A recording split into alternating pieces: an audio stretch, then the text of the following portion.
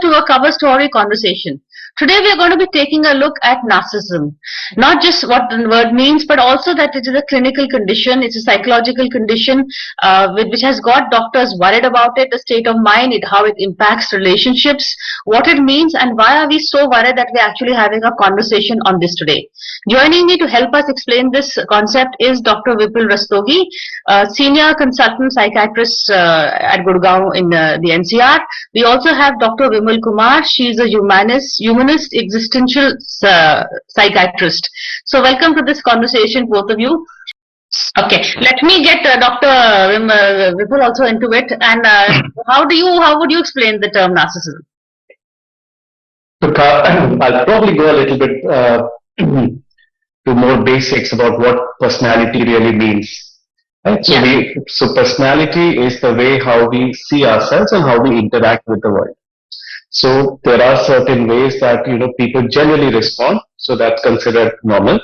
And people who do not fall into those normal categories, whatever they are, right? So they are called into, they have an abnormal personality. Now there are different kinds of personality or personality disorders, and one of them is narcissism or narcissistic personality. So essentially these people are full of self-love. So they love themselves, they have a very high sense of, whether it's grandiosity, entitlement, and they want everybody to fall in line with them. If people do not fall in line with them, then they're upset, angry, agitated. Essentially, they're very unhappy people. So a lot of depression is seen in them. And narcissistic personality, in terms of, a psychiatric disorder, is fairly common. So we say about 1 in 100 people will have narcissistic personality.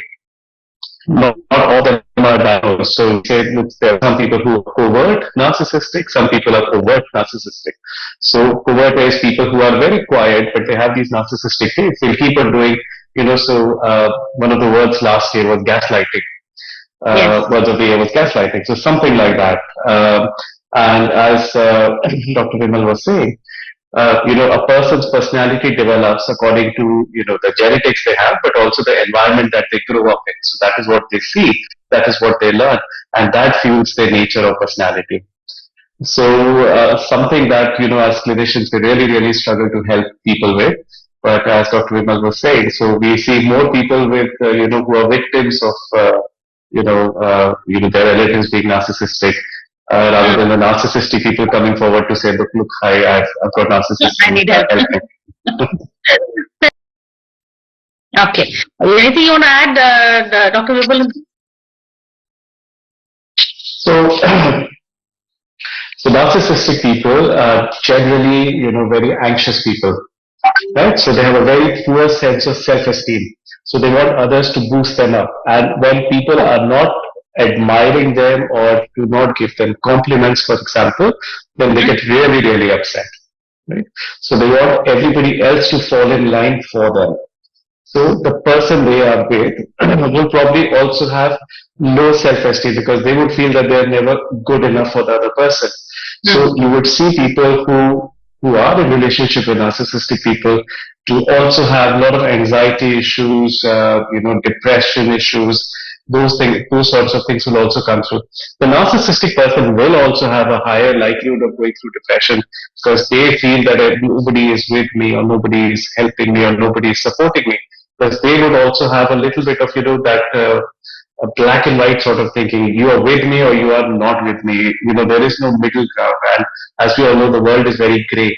So they have very black and white thinking, and that's why they struggle more. And is this now, Dr. Vipul, is this more heightened now in today's world? Is social media playing a role? Because there's this whole sense of self and self-adulation that social media promotes. Yeah, perhaps. So look, about 15 years ago, 20 years ago, we would hardly talk about it. And, one of the major classifications did not have it as a main classification, psychiatric classification of disorders. But now it is. And the awareness is more. And both, does this come in as, even in terms of divorce, can you cite narcissism as one of the reasons for a breakdown? Is it a technical term or just a clinical term? What is the right word? No. So there's a clinical term for narcissistic personality disorder. So it is a clinical diagnosis. So, look, I guess, it's very easy to fall in love with people with narcissism, right? Mm. Somebody who comes across as confident, caring to begin with, but but very, very in a short duration of time, the relationship seems to break down. So that's why not. So to take off what Dr. Vimal said, that the fact that it's more choreographed than spontaneous, the relationship, if you're in a relationship with someone who is a narcissist disorder, Dr. Vipul. I don't think it's that easy to say, but Strategic is the word you use, not choreographed. Yeah, sorry. yeah. So look, they can also be very spontaneous, but most of the times they're thinking about what is going to happen next, how they can manage the situation well. We can't forget the point that they are very much they themselves have a very shaky self-esteem. They want things to be perfect or correct or right. So, and the view that they have about themselves, what they can do, what their potential is massive, right? So they see themselves here, and anything under there is not acceptable.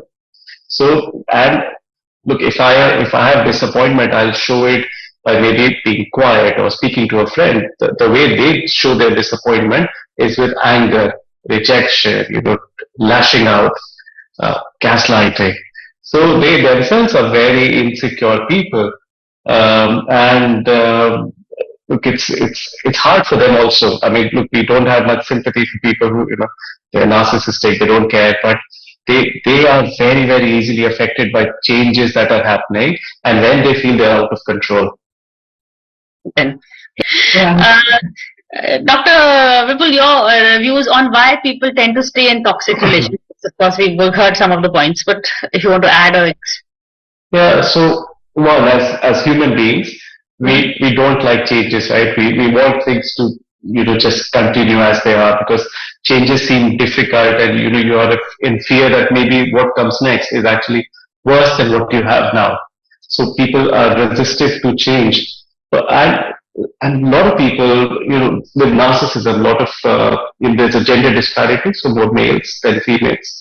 And let's say if the females don't have better options, so occupation, financial stability, so they would stay back. And the third important point is hope. Hope that the other person will change, the hope the other person will become better or understand me better, and manage it, manage the relationship better. That keeps the people staying in a relationship which you can call as toxic relationship. But do narcissist people, can they change? Because they don't come to you for therapy, Dr. Well, as you pointed out. It's the people who are abused who come. So what advice do you give? Look, for every personality disorders, you say that, around the age of 40, 35, 40, things, tend to settle down. They're not as bad or, as explosive as they are. So, and essentially the treatment is, once you take them through a psychiatric or psychological evaluation, if it shows a narcissistic personality, you explain it to them as best as you can. And at some point the penny drops, people understand, because they're breaking all the relationships, so people are not sticking around with them, and sometimes they come forward for therapy. Now, what happens is, when people are challenged, they don't like it. So they may come for therapy for 2 sessions, 3 sessions, but then they walk out. So it's not working for me. They may go and look for a different person, different therapist, but they don't tend to stick around for therapy, because therapy is the only treatment. Medicine is not a treatment for narcissistic personality disorder. So engaging in therapy is important, but they struggle to have somebody else in control, telling them, okay, you should try and do this, try and do that, because they don't like that. Okay, I'm going to take a break and come back and continue this conversation on narcissism and toxic relationships, but after a short break.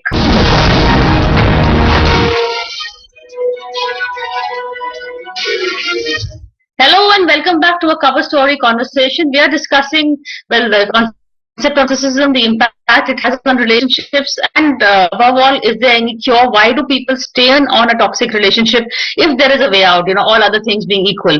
And the other point that was just mentioned by Dr. Vipul is that more men than women display the narcissist tendencies. So, Doctor, good points. And what I can also see, sorry, you were saying something?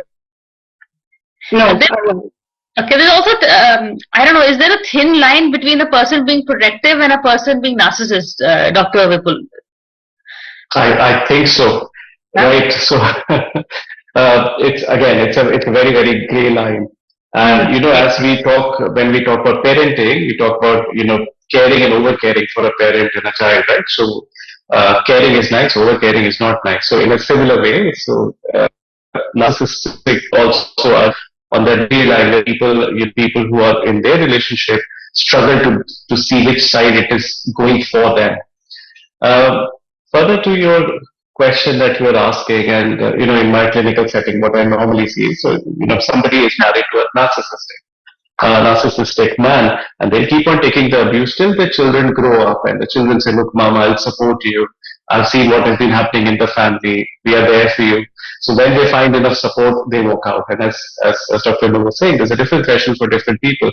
But generally, this is what I see. So for people who are unmarried, breaking off a relationship is easy, but when they're married, it's slightly more difficult. But they tend to move out when the children are grown up and they say, okay, look, let's stay separately. You stay with me now. Let dad stay separately, whether you take a formal divorce or not. And do you see it happening the other way, Dr. Vipul? I mean, sometimes women are narcissists. Have you seen those cases also? Yes, of course. So we do come across that, and look, the impact on the victim is almost similar, right? So the victim feels, ashamed, not being able to help, depressed, anxious, low self-esteem. So it will reflect in a very similar manner. And the victims always want to care, as Dr. was saying. The victims are usually empaths, so they have a lot of empathy for the other person. But at some point, as I was saying, the penny drops and say, okay, enough is enough. I can't take it anymore. Okay, we've talked about relationships, but I want to explore the parent-child narcissist point more. So, if any of you want to add more on that, because a child is conditioned to have the parent being the one in control.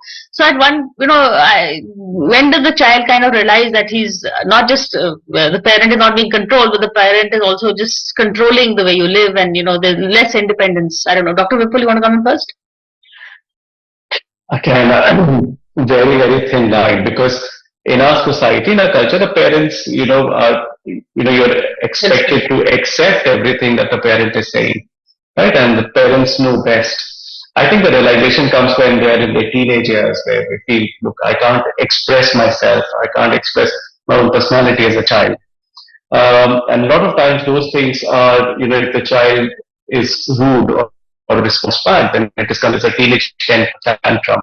But the impact on the child is huge, because they grow up with a very poor self-esteem of themselves.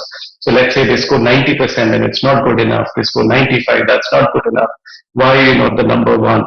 Why? So because a narcissistic person will not accept 2, 3, 4.